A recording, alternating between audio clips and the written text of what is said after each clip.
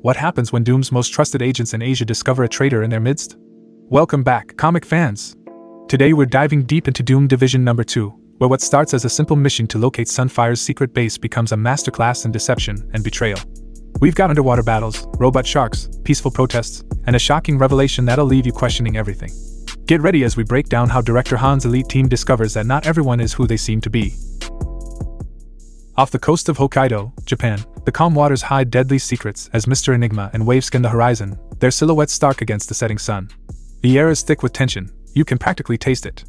Appreciate the help, Wave, Mr. Enigma says, his eyes narrowing at what appears to be nothing more than a derelict kelp farm.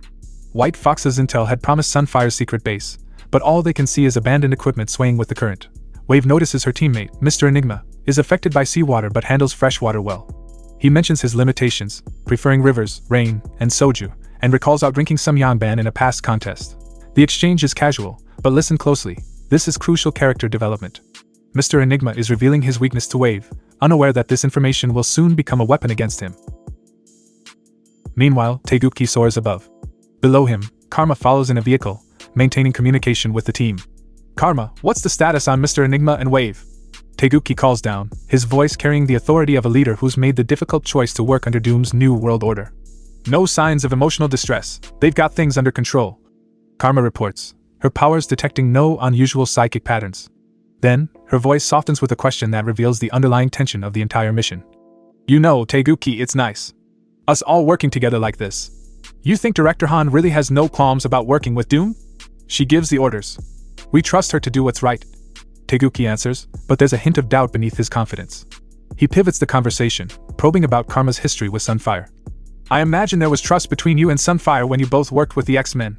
What would it take to convince him to stand down? Karma's response is blunt and foreboding. I don't know that he's the standing down type. More like the kill it with fire type. He's not exactly known for compromise. Taeguki sighs, revealing his conflicted heart. That's a pity. I was hoping we could resolve this peacefully. It shocked me as much as anyone else, but I can't deny that the world seems better under Doom's rule. Why can't he see it? Arrow leads Gunnar 2 and the General through underwater depths in an air bubble, joking about her usual rescues. Gunnar 2 warns against water touching his power source, while the General marvels at the experience.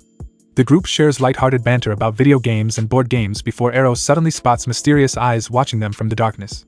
What is that? The General whispers, his usual boisterous demeanor suddenly subdued. Back above the surface, Karma and Taeguki continue their surveillance, unaware of what lurks below. It's too bad, Karma says casually. I was hoping Luna Snow would be joining us on this mission. And Lady Bright too, of course. Taeguki asks Karma if she's a K-pop or Luna Snow fan, but before she can respond, she suddenly tenses, sensing danger. We've got incoming!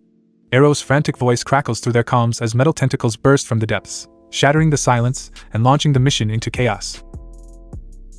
Meanwhile in Seoul, Korea, a world away from the underwater ambush, Lady Bright walks the bustling streets, her heart heavy with doubt.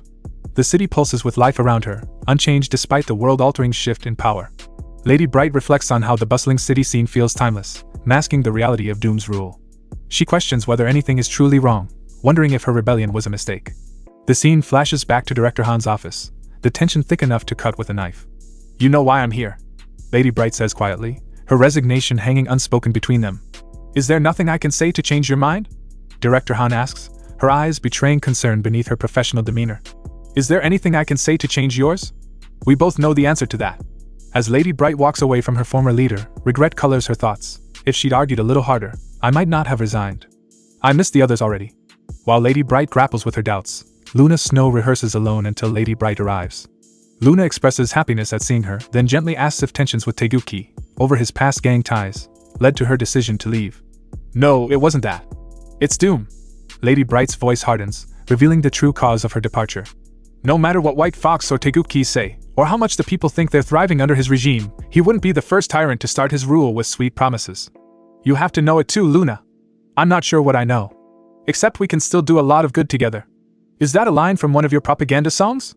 Lady Bright's words cut deep, challenging Luna's role as Korea's beloved idol under Doom's regime. Luna's expression shifts, hurt but resolute. Listen, I saw chatter online about an anti-Doom protest being organized downtown. If you're looking for dirt on Doom, start there.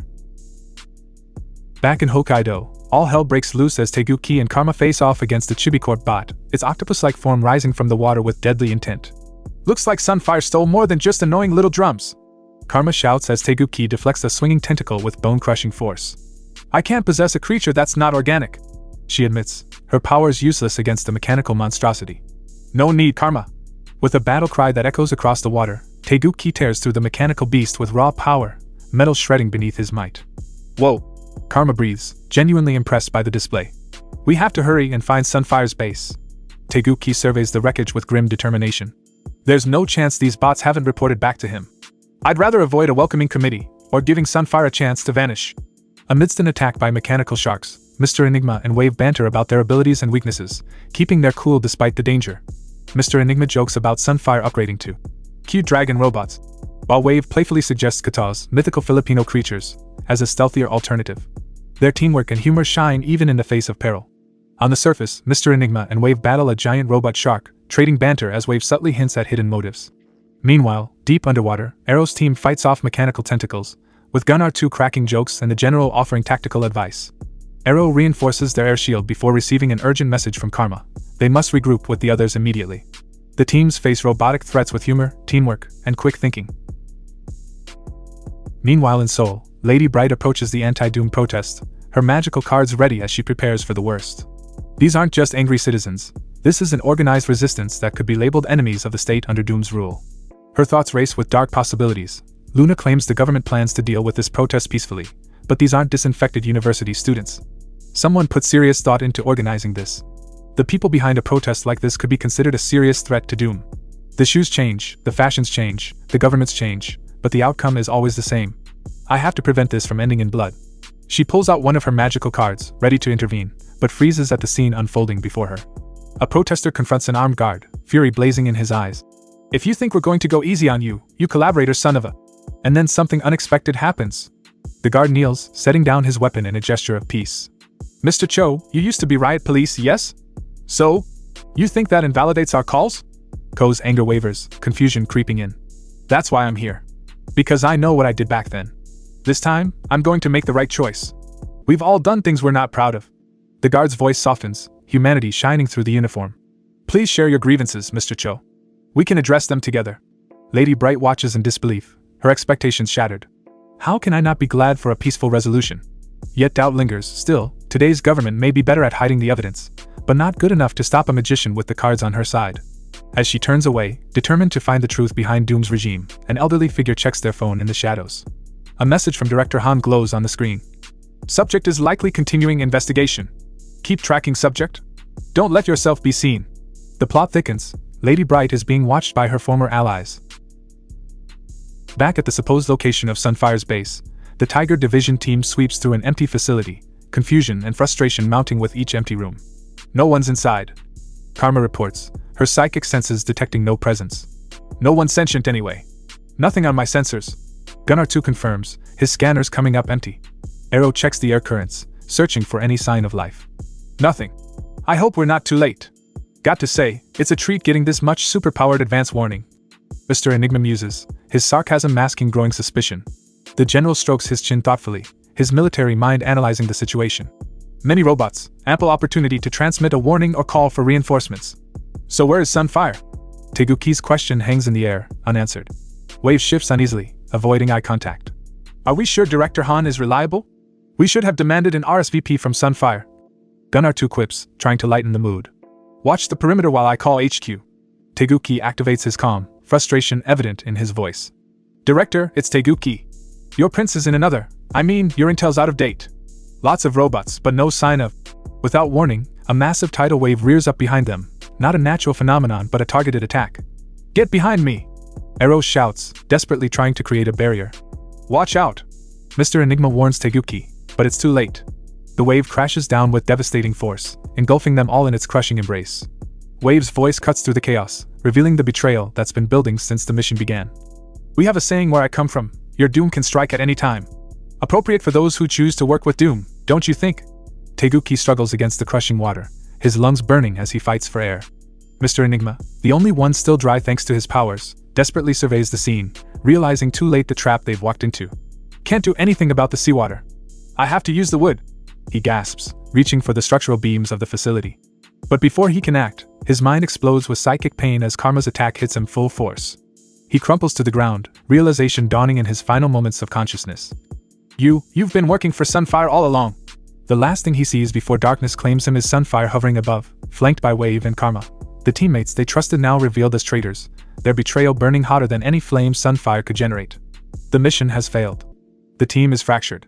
And the world under Doom's rule just got a lot more dangerous for Tiger Division. To be continued. And there you have it. Issue number 2 ends with a gut punch as we learn that Karma and Wave were double agents working for Sunfire all along. What started as a routine search mission off the coast of Hokkaido turned into a perfectly orchestrated trap.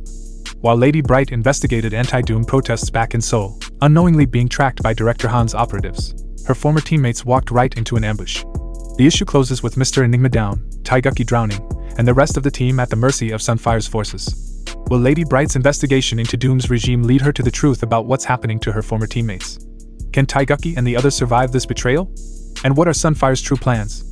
Drop your theories in the comments below, and don't forget to like and subscribe for more comic breakdowns. Issue number 3 can't come soon enough. Thank you so much for watching, and I'll catch you in the next one. Peace.